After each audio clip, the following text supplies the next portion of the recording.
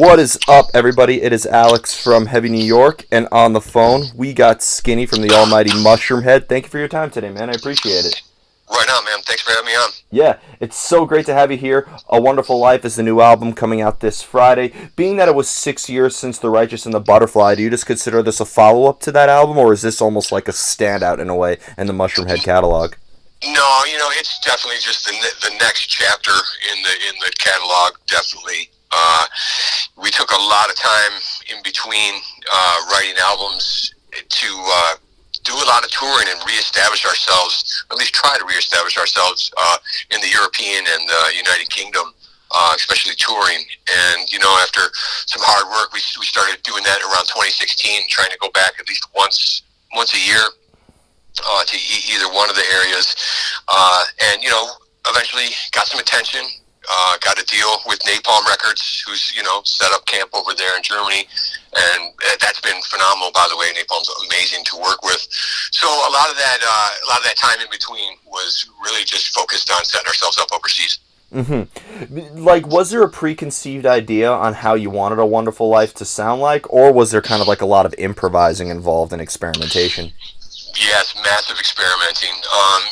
We kind of always know, doesn't matter what the lineup is, so to speak, always know the core elements that we need to maintain for that Mushroomhead sound, which just always makes everything kind of dark and creepy. But this time around, we did some experimenting and played around with a lot of key changes and just really went for more of the dynamic feel on everything, and just kind of an honest approach to the songwriting as well, to where it's not like one big song, or that album's kind of it's very wide in variety. There's really something for everyone. So we while we were putting it together, there was really no limits.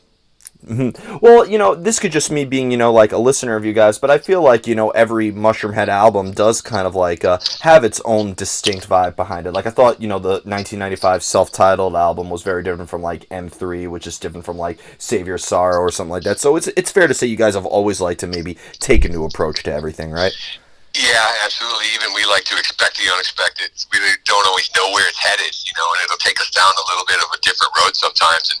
And, throughout the whole album, like certain themes will come back, especially on this one. This one ended up a little more focused. I know that the songs play out a little bit more individually, but I think as far as the overall and the writing, things are a little bit more focused. We tried to make a lot more space for the vocals on this album to really cut through. And I always like to say, I want the mixes to have the vocals sound like they're sitting on your lap, and really paid attention to the music surrounding the vocal to make sure it had enough space to do that. Yeah, well, I'd imagine also there was like a lot of creative energy because, if you count the bonus tracks, there's 17 songs on this new album. So I'd imagine like, the ideas were pretty much flowing, right? Yeah, absolutely. There was, no such thing as a bad idea. It was just which ones end up, being worked on and kind of favored the most by everyone.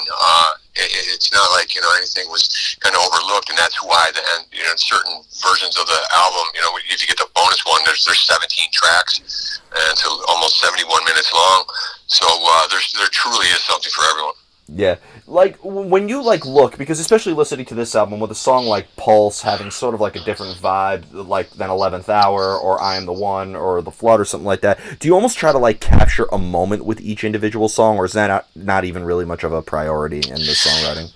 They kind of write themselves. I mean, they definitely capture their own moment. I think in and of each song, from song to song, there's definitely a little bit more of a variety. It's strange how the music sometimes will dictate what happens lyrically, and that adds to like the dynamic and how powerful the song will be put together. Like an example, like you'll hear a chorus idea that you would think is going to end up being the chorus, and then a vocal will come along to it, and it's like, oh well, wow, that just became a pre-chorus, if you will. It totally changes the approach to it. So yeah, again, a lot of experimentation and no wrong ideas here.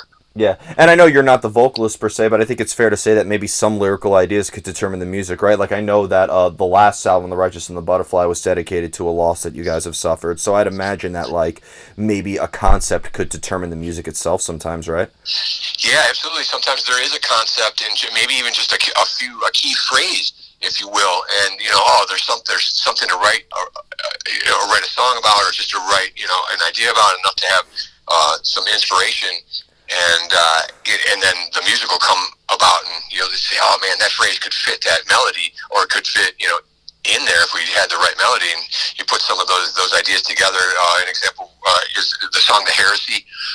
We just did a video for it, and that whole line about "we feed the war machine" is kind of a play on words from a song off of the album 13. It's called "Destroy the World Around Me," and it's a play on J-Man's lyrics from "As We Feed the War Machine" is what he said on that album. So that whole theme, the "Feed the War Machine," I kind of had an idea, and then when that music was kind of presented for a song, I said, "Man, that it totally fits the vibe and the mood that I was trying to portray." And it's funny because I also had the idea of putting a baby in a bomb back long ago too. I was like, it would be really cool to tie that all together, and here we are, 2 years later, tying it all together. Yeah. Well, correct me if I'm wrong, but you also direct a lot of the music videos for Mushroomhead too, right? Correct. I've been doing that for quite some time. I mean, we hand it on and off to other people. Sometimes I'm too close to the music and art to get, some fresh ideas, or I just only see it one way, so we reach out to other people. But this time around, I've directed the last two, "Seen It All" and "The Heresy," and I think they're pretty cool. Yeah. Is there maybe a similar like creative energy, if you will, or similar creative element to directing music videos as writing music, or is it almost like two separate arts altogether that you have to master? I very, very much think they're similar. I love the way they blend together. I love that being able to create music and sound, and then put an image to it afterwards. I think a lot of the times the music will dictate the visual, and as you're sitting there mixing it or working on it, you can kind of see things in your head. So it's really exciting to be able to blend both worlds together. Yeah. Well, obviously Mushroomhead is like a visual band. Like I feel like your image and your style is almost as like important as the music. It's like one big package. One thing I was always curious about, and I know you guys have probably been asked this many, many times throughout your career, but with like the mask you wear and being portrayed as a character skinny, like are you almost portraying a character in Mushroomhead in a way, or is it just a direct extension of who you are? No, we definitely feel that, especially now, it's become way more character driven over the years. It just leads to more of the entertainment factor of it. Like I've said many times that we compare it more to Mortal Kombat or Star Wars. I've heard people say we're like a cross between Blue Man and Mortal Kombat. That's actually pretty cool. So, I think it's important to be able to separate yourself, from the two. I have a hard time, as a producer and an artist. There's Steve Feldman and there's Skinny. So those are two different worlds and two different people sometimes, depending on what has to happen and what, like as a drummer, I'm a little more emotionally attached to the way I listen to the music than I do as a producer, so to say, So, yeah, it's definitely hard to wear both hats all the time, but I think it's a blessing. A blessing in disguise, huh? That's funny. To be able to take the mask off and just be a normal person and not worry about being that character, and then when you need to be that character, turn it on. Yeah. I think it's great. Will you ever do like what Guar has been doing? They started an alter ego band called Rog, where they just play unmasked. So like maybe Mushroomhead could do something like that. We're not that handsome. We can't pull that off. that was an awesome answer and response. But like when it comes to like the history of Mushroomhead, did this vision behind this aesthetic come after you had the music, or like was this something that you've always wanted to do when forming the band? Yeah, personally, when I first set out to do this, it was very much something being, I was born in '70, so very influenced by the look of, Kiss and the Residents, and, later, obviously, Guar and Mr. Bungle, and just, being able to have something that's just that extra bit of entertainment besides the music. I just thought it was really cool to be able to take my mind away. You know, the music gets, you know, in there and it's hypnotic, but you're actually watching something. And to be able to blend the two worlds together was something I was definitely interested in from day one. Even before I picked up a drumstick, I knew that I wanted to be in some sort of entertainment that was just more than just, you know, four guys standing there jamming. When it comes to like playing this material, like when you're like in the studio and you're in songwriting mode and you're like your own little isolation bubble, are you just as much in character as when you're playing this material live?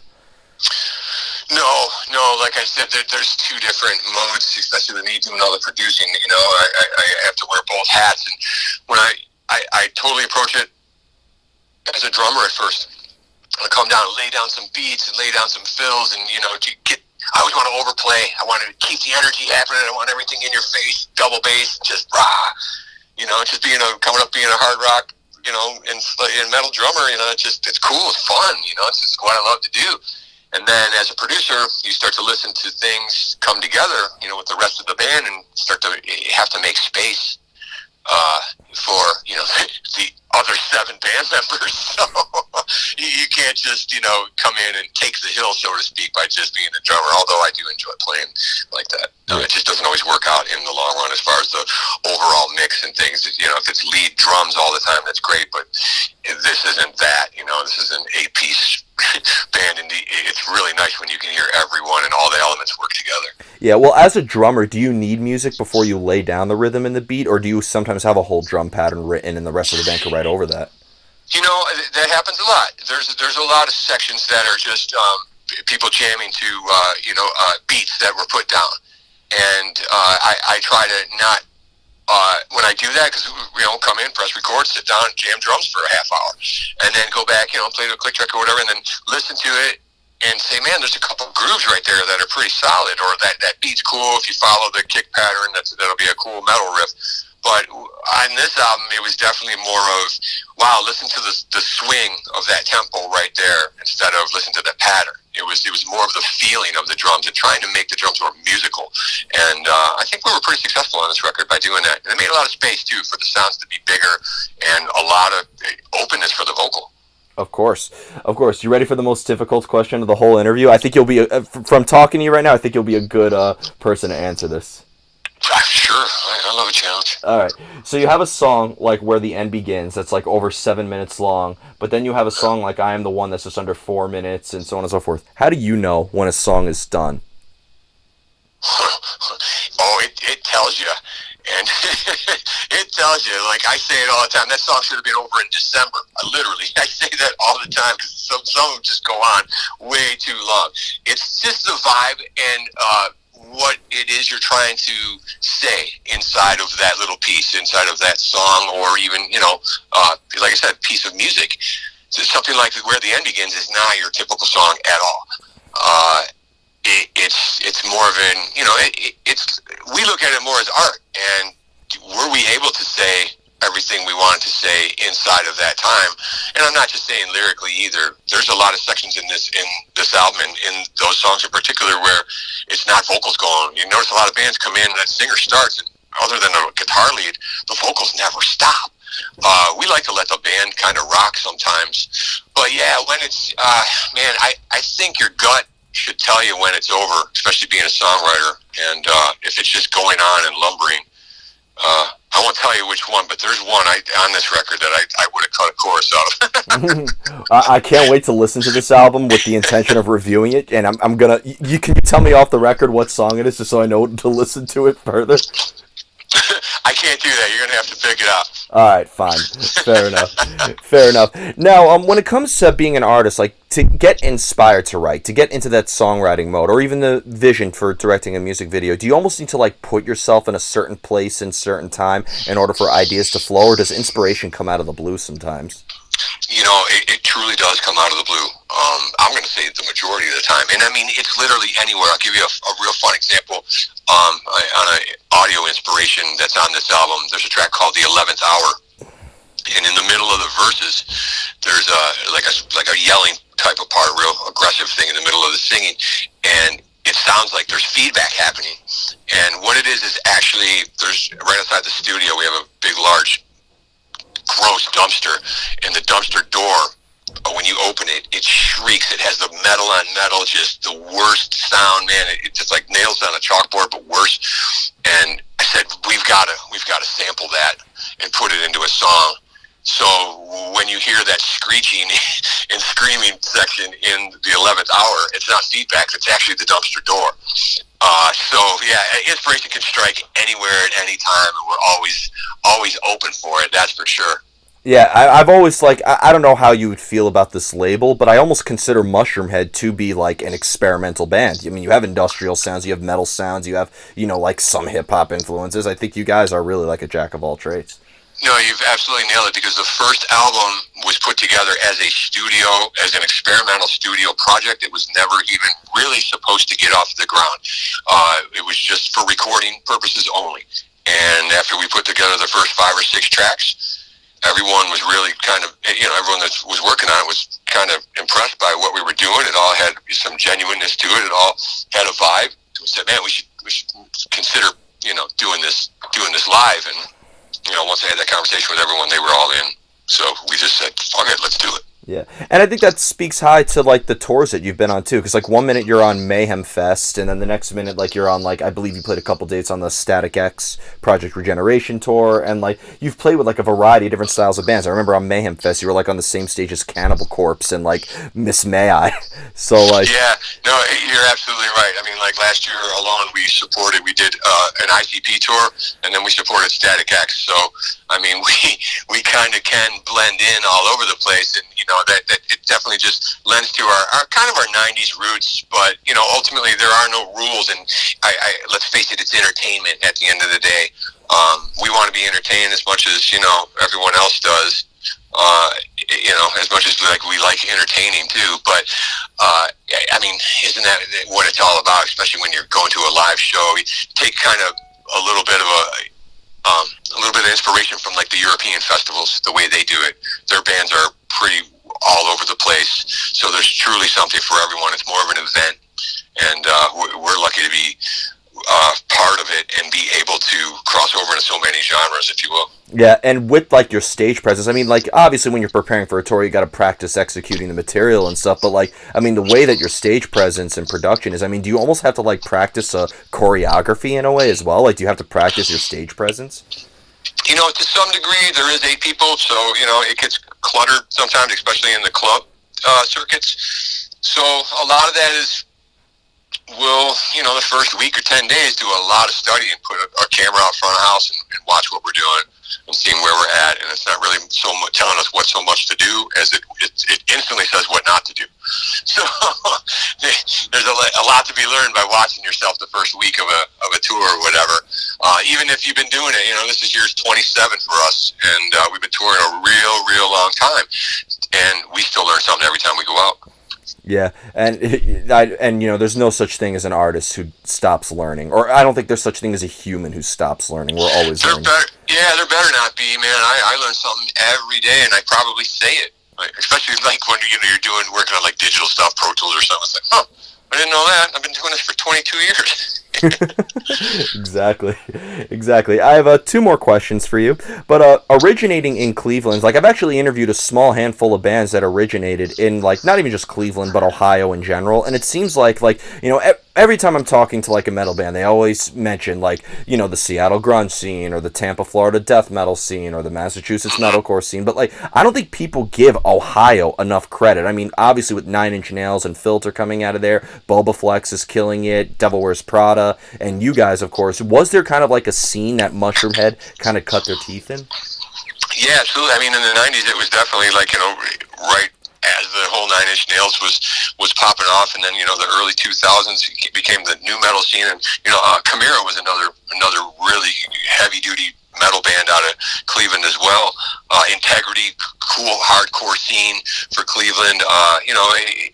It was definitely part of our roots, and who we are, without a doubt. Quick little plug on the new Mushroomhead, Wonderful Life, new characters and singers. The new singer, Stevie Rockhorst, his mask is actually designed as a hometown plug. The Carnegie Cleveland Bridge Guardians downtown. His mask is actually modeled after one of the Guardians. It's pretty cool.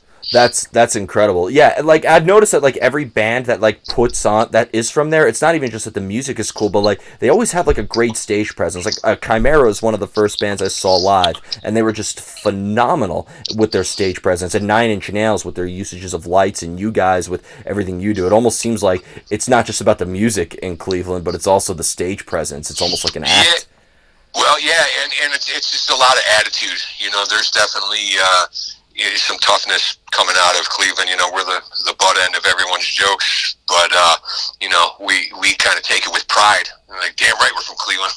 Yeah, of course. I would like to see a New York City hardcore show try to play in Cleveland and see, like, you know, we should switch one day. Absolutely, it would be great. Yeah, and finally, we've talked about it off the air, but for footage sakes, you know, a couple fans want to know about this. The Dark and Evil Joe prank phone call, still to this day, is probably one of my favorite YouTube videos ever. Like, do you just have any memory of what that prank call is? Like, some people think it was staged, but no, that was 100% real, right? Yeah, 100% real. It was from the mid-late 90s, back when prank phone calls were still a thing. You could do it when people still had phones in their homes. The Jerky Boys were huge at the time, so there was some local stuff going around. And the prankster, the original prankster, he went by the name of, and he had the first CD they put out, I think maybe 10 or 12 different pranks on it, and sure enough, there's the one about the whole Mushroomhead. The whole Mushroomhead scene. If you've never heard it, it's great. Many people have used it and sampled it. I think Racer X even used it on their album.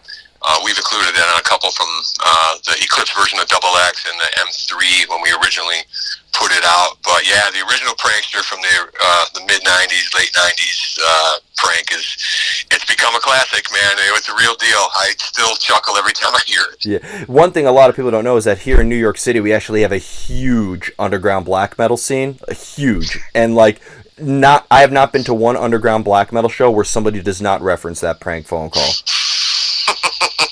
Yeah, I think it'll echo through eternity. yeah, that, like, if they're doing like a modern metal Hall of Fame, that just needs to be played on a TV screen on an endless loop. I'm with it. I would actually help fund that. There you go. No, you should get royalties. Your name is mentioned in it. Yeah, we are. I was actually pretty proud when it happened. I was like, all right. Some people take it as it's a jab at us. I was honored. Yeah. Well, think about how many people now know of Napalm Death because of Jim Carrey plugging them. So. Right. Oh, absolutely. It was huge. Again, that it was just a different time back then. Things were a little more, tongue in cheek, a little bit more fun, a little less serious, and it was a wonderful life. Still is. No pun intended. Yeah. So before we go, I want to thank you so much for your time today. Just obviously, thanks to a certain virus that shall not be named on this outlet. But I'd imagine that once all this is over, we'll be seeing Mushroomhead on the road quite a bit, right? Oh, absolutely. We're really looking forward to it, and we call it the Bologna virus over here. So. Oh well, that's an interesting. I think you have a name for the next album now. You got to trademark that. You got to patent that. The Bologna virus sessions. Here we go. There you go. That might be like an acoustic album. Like, that'll be Mushroomhead's version of GNR Lies. If we could get some guitar strings, man, no one's back to work yet. All right. Everything's on back order. Fair enough. Well, thanks again so much for your time today, Skinny. Everybody, we are here with Skinny of Mushroomhead, A Wonderful Life, coming out this Friday on Napalm Records. Buy it then while supplies last forever, and we will see you next time on Heavy New York.